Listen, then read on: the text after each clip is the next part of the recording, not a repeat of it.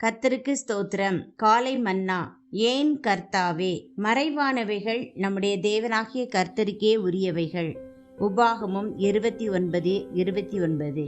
தேவன் ஏன் நம் வாழ்க்கையில் பாடுகளை அனுமதிக்கிறார் என்று நாம் அநேக தரம் கேள்வி கேட்கிறோம். கர்த்தராகிய இயேசு பேதுருவிடம், நான் செய்கிறது இன்னதென்று இப்பொழுது நீ அறியாய், இனிமேல் நீ அறிவாய் என்று கூறினார். தேவன் நம் ஜீவியத்தில் பாடுகளை அனுமதிப்பதன் ஒரு காரணம் நம்மை பெரியவர்களாக மாற்றும்படி அல்ல, நம்மை தாழ்மை உள்ளவர்களாக சிறியவர்களாக மாற்றுவதற்கே ஆகும். இஸ்ரவேலரை சிறுமைப்படுத்தும்படி தேவன் அவர்களை வனாந்தரத்தில் 40 வருஷங்கள் நடத்தி வந்தார். உபாகமம் 8:2.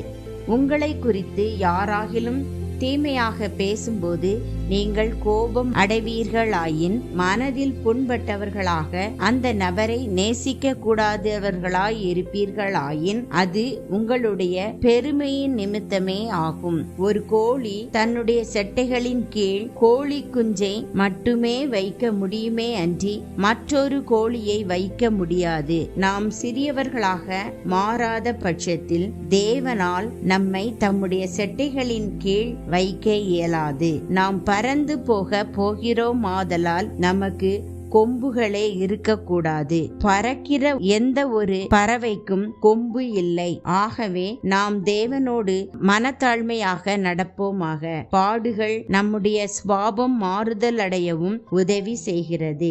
ரோமர் 5:3. இந்த வசனத்தில் உள்ள பொறுமை என்பது ஒரு மொழிபெயர்ப்பில் சுபாவம் என்று குறிப்பிடப்பட்டுள்ளது. நம்முடைய பாடுகள் நம்மில் ஒரு அழகான சுபாவத்தை உருவாக்குதலாகிய ஒரு நேர்மை கிரியையை நமக்குள் செய்து கொண்டிருக்கின்றன. நம்முடைய பாடுகள் நமக்கு உள்ளான பலனை தருகின்றன.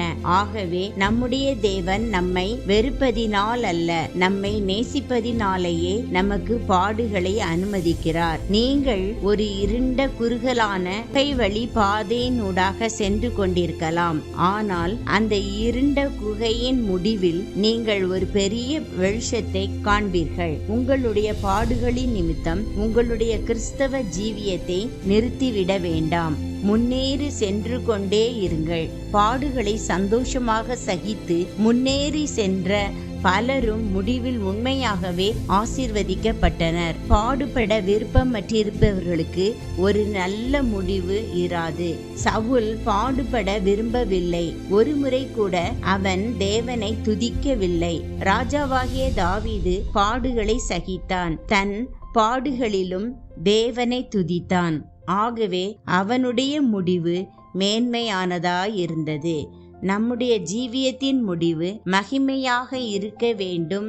நாம் பாடுபடும் போது முறுமுறுத்து முறையிட்டு கோபப்பட்டால் அது நமக்கு யாதொரு மகிமையும் கொண்டு வராது. தேவன் பாடுகளை அனுமதித்து அவ்வேளையில் நம்முடைய மனப்பான்மையை எவ்வாறு இருக்கிறது என்று கவனித்து கொண்டே இருக்கிறார். ஆமென்.